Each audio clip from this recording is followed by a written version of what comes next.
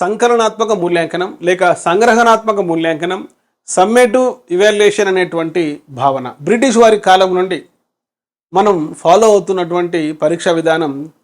సంవత్సరం అంతా బోధించి ఒక 3 గంటలు మనం యాన్యువల్ ఎగ్జామినేషన్స్, వార్షిక పరీక్షలు, పబ్లిక్ ఎగ్జామినేషన్స్ కండక్ట్ చేసి విద్యార్థులకు మనం పాస్ ఫెయిల్ అనేటువంటి మూల్యాంకనం ఇవ్వడం జరుగుతుంది. సంగ్రహణాత్మక సంకలన మూల్యాంకనం అనేది ఒక నిర్దిష్ట పాఠ్యాంశం లేదా యూనిట్ ముగిసిన తర్వాత విద్యార్థి ఎంతవరకు నేర్చుకున్నాడో అంచనా వేసే మూల్యాంకన విధానం. బోధనలోని 3 దశలలో 3వ దశ బోధనానంతర దశ. ఈ బోధనానంతరం విద్యార్థులు ఎంతవరకు అభ్యసించారు, మనం నిర్ణయించుకున్న విద్యా ప్రమాణాలు అకాడమిక్ స్టాండర్డ్స్ సాధించారా లేదా, అభ్యసనం యొక్క తుది ఫలితాలు తెలుసుకోవడం కోసం నిర్వహించే మూల్యాంకనమే సంకలన మూల్యాంకనం.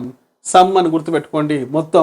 మొత్తం బోధన పూర్తయిన తర్వాత నిర్వహించే మూల్యాంకనమే సమ్మేటివ్ ఇవాల్యుయేషన్, సంగ్రహణాత్మక మూల్యాంకనం లేక సంకలన మూల్యాంకనం. విద్యార్థి బోధనాభ్యసన ప్రక్రియల ద్వారా నేర్చుకున్న మొత్తం అంశాలను పరీక్షించే మూల్యాంకనం.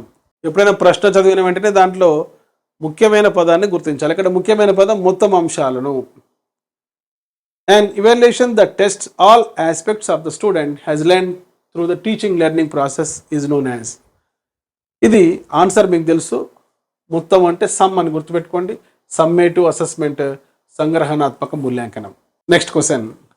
10వ తరగతి పబ్లిక్ పరీక్షలు దిగువ రకానికి చెందినవి. నిర్మాణాత్మక మూల్యాంకనం కాదు, లోప నిర్ధారణ మూల్యాంకనం కాదు, మరి భవిష్యత్తుకు సంబంధించిన ప్రాగుప్తిక మూల్యాంకనం, ప్రోగ్నోస్టిక్ ఇవాల్యుయేషన్ కూడా కాదు. సో 10వ తరగతి పరీక్షలు 10th క్లాస్ పబ్లిక్ ఎగ్జామినేషన్స్ అనేవి సంగ్రహణాత్మక మూల్యాంకనం, సమ్మేటివ్ ఇవాల్యుయేషన్కి సంబంధించినవి. ప్లే స్టోర్లో ఎమిలీ అకాడమీ అని టైప్ చేసి నేడే యాప్ డౌన్లోడ్ చేసుకోండి. All the best.